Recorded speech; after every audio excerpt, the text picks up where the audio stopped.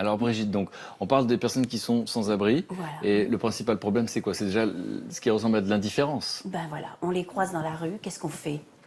Soit on détourne les yeux, soit on est gêné de les voir là, et donc on ne les regarde pas vraiment. On a tendance à se dire que les jeunes se moquent un peu de tout, sont un peu indifférents à tout. Ça, c'est Eh un bien, cliché, effectivement, qu'on entend souvent. eh bien, c'est pas vrai. Il y en a qui se bougent et qui font bouger les choses. Et donc, pour cela, je vais vous présenter un petit tout qui, Un petit qui a... peu de quelle taille? Il est grand, mais il est tout jeune et il va être furieux Il a que je quel- dise ça, il mais a je quel pourrais âge être sa grand-mère. Hein. Mais alors, zut, qui me dise rien. Il a quel Et âge donc, il a 21 ans maintenant, mais à 19 ans, il a eu l'idée de créer un site. Il a pris des journalistes, des photographes bénévoles, et il a fait des portraits. Ils ont fait des portraits absolument touchants et poignants de ces personnes qui sont dans la rue et auxquelles on ne s'intéresse pas. Donc, Comment il a appelé son site tu peux aller me les chercher. Comment il a appelé son site? Il a appelé Sans A. Alors pourquoi Sans A? Parce que c'est sans abri, sans amour, sans amitié et sans avenir. Voilà. Et sans argent. Voilà. Et je trouve ça formidable. Ah oui, c'est Et il arrive. pense Bonjour. Voilà. Bonjour Martin. Enchanté. Bonjour. Voilà nos invités. Alors, avant de faire connaissance avec Martin, une réaction d'abord de Patrick, parce que quand vous avez entendu parler du site, les sans A, donc sans amour, sans abri. Sans argent, sans amitié, sans affection, mais toujours avec histoire, humour, espoir, peut-être avenir pour certains. Ah, ok, on va voir comment un garçon de 19 ans s'intéresse à ça et qu'est-ce qu'il décide de 21 faire. maintenant. 21, mais à l'époque c'est 19. Ah oui. Oui. Ah non, Il veut grandir, hein, 19, ça, il veut bien sûr. grandir. 19 Non, au votre début. réaction c'était quoi? Parce que vous avez fait ouf. sans rien, sans ce qu'il y a de plus fondamental pour advenir et être au monde, sans rien. Et c'est terrible parce que, bah, évidemment, il y a un écho fort. Voilà, il faut le savoir parce que Martin ne vous connaît pas. Donc il faut savoir que Patrick a écrit un livre qui s'appelle Rien n'est joué d'avance. Le formidable destin d'un gamin de la DAS devenu PDG. Et donc en fait il a grandi d'abord dans un orphelinat, puis avec une mère alcoolique et violente, avec qui il y avait des armes, ça va le toucher parce qu'il s'intéresse à la détresse, vous l'avez compris. Et il a vécu dans une forêt, dans une cabane, où il n'y avait que de la violence. Il n'avait même pas de couverture, il se couvrait avec ce qu'on appelle une canadienne. Voilà, donc il s'est échappé à l'âge de 16 ans et il a fait un parcours incroyable grâce à des rencontres, comme il le dit lui-même. Et donc il s'en est sorti. Donc c'est un peu ce que vous racontez. Oui, alors j'avais 18 ans en fait au moment où j'avais lancé Sans A, je venais de me faire virer de mon lycée en fait. Pourquoi J'ai jamais été très scolaire. C'est-à-dire Parce que je voulais faire en fait de devenir commercial et puis je m'étais lancé dans un trafic de cigarettes électroniques. Et donc je me suis fait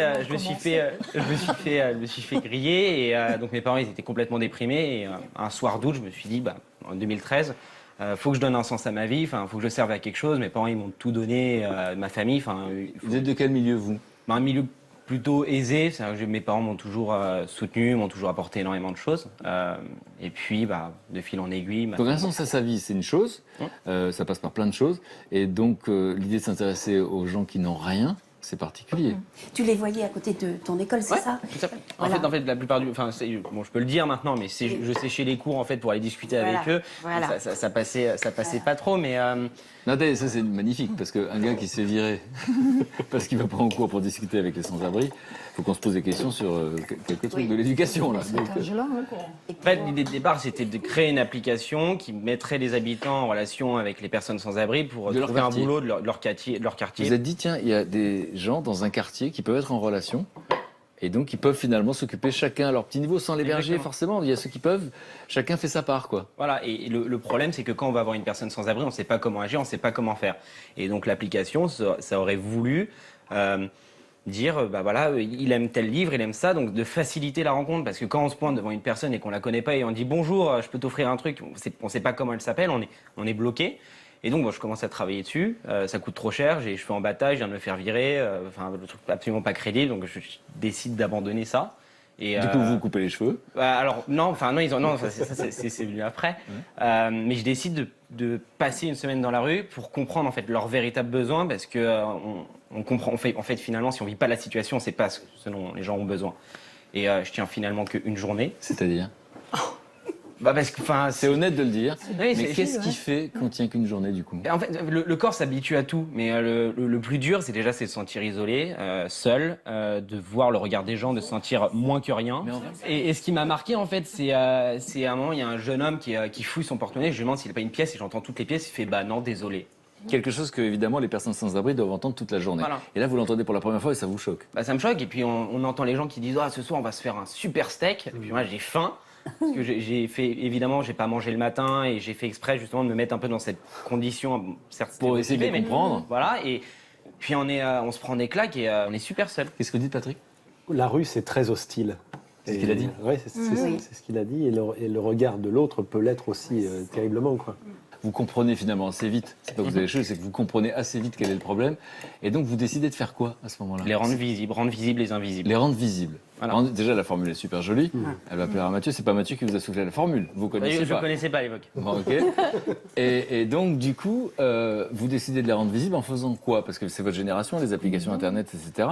Donc, c'est quoi le truc qui n'existe pas que vous essayez de faire à ce moment-là? J'ai toujours utilisé les réseaux sociaux. C'est un outil super puissant pour diffuser des informations, bien plus puissant qu'on ne le croit. Et on lui dit, je vais raconter l'histoire, des portraits avec des belles photos, des petits textes pour raconter leurs histoires, pour que les gens puissent comprendre comment on peut en arriver là, et donc se mettre, développer de l'empathie et se mettre à leur place et se dire, donc il lui est arrivé ça, je comprends pourquoi, par exemple, maintenant il est alcoolique, pourquoi il est énervé, pourquoi il prend plus soin de lui, parce qu'il y a eu il a loupé plusieurs marches et finalement, son histoire, c'est celle-là. Et s'il y a un petit coup de main, peut-être qu'on peut inverser la tendance. Et donc, vous faites le portrait de quelqu'un qui est en situation de difficulté ou que ça en est déjà sorti? En fait, on fait les deux. C'est-à-dire que là, on fait le portrait de Jean-Claude, qui a 30 ans de rue, 10 ans de prison, une famille absolument horrible.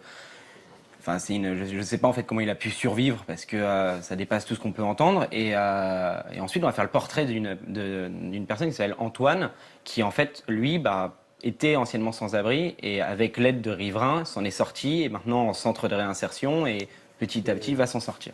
Donc on veut mêler les deux. La résilience, c'est dur, mais une personne qui s'en est sortie pour montrer les bons gestes, montrer comment on peut faire pour aider. On veut tous les mois encourager à l'action, donc tous les mois il y a une collecte qui va être ouverte pour des associations. Donc on peut soit donner un petit peu d'argent, soit les rejoindre en fonction de leurs besoins. Et par exemple, Jean-Claude, son rêve, lui, c'est d'avoir une canne à pêche. Donc on va demander à notre communauté en fait, de financer une canne à pêche pour qu'il aille pêcher au canal Saint-Martin. Et parce qu'en fait, vous avez une communauté. C'est-à-dire, c'est quoi une communauté sur Internet? On a à peu près, on va dire, 15 000 personnes qui nous suivent sur les différents réseaux. 15 000 personnes? Elle est contente, Brigitte. Parce que Kamal m'a dit, tu vas l'adorer. Forcément. Je lui ai déjà proposé de venir nous voir souvent. Et donc là, aujourd'hui, il y a 15 000 personnes qui vous suivent, qui suivent les portraits de ces personnes. Donc vous rendez visible Jean-Claude pour 15 000 personnes déjà. Voilà. Claude, je ne vous ai pas entendu. Donc Claude, je rappelle, est un grand patron. Il a toujours eu des milliers de collaborateurs. Et donc il est capable de repérer des gens comme Patrick. Vous l'auriez repéré, lui, dans la hiérarchie? Sur les 5 dernières minutes, oui. Indéniablement. Je suis frappé par l'intelligence et la rapidité de l'analyse. D'une part, déjà, le fait de se lancer dans l'expérience, c'est pas... Voilà, c'est quand même pas fréquent. Moi, c'est pareil, je suis subjuguée par ce qu'il a fait. Surtout de mettre tout ça en place, en fait, et d'aller vers les gens, d'aller essayer de comprendre pourquoi ils en sont là. Enfin, c'est vraiment... c'est extraordinaire. On vous aime bien, Martin. Ah, Vincent? Mais moi, les sans-abri, quand je rencontre, c'est vrai que je ne sais pas comment faire. On a peur d'être maladroit. On a peur d'être et du coup, maladroit. on passe pour des indifférents. Oui, souvent. Et là, on tourne la tête. Alors qu'évidemment que non. Évidemment que la grande majorité ne l'est pas. Il y a certainement des gens qui ont des grandes capacités, mais qui sont arrivés là par des accidents de la vie, et puis on ne sait pas comment les repérer, oui, c'est vrai. Qu'est-ce que ça vous a apporté, vous perso, Martin, de toutes ces rencontres-là?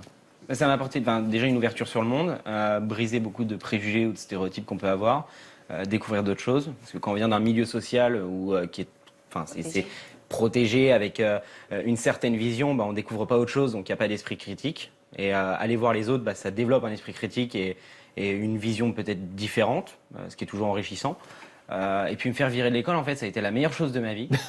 Parce que voilà, j'avais envie de faire autre chose et que je n'aime pas la normalisation qu'on impose en fait à l'école, à savoir tu dois agir comme ça, alors qu'il y a beaucoup d'autres choses qui sont absolument magnifiques qu'on peut découvrir sans l'école. On peut l'applaudir ou pas?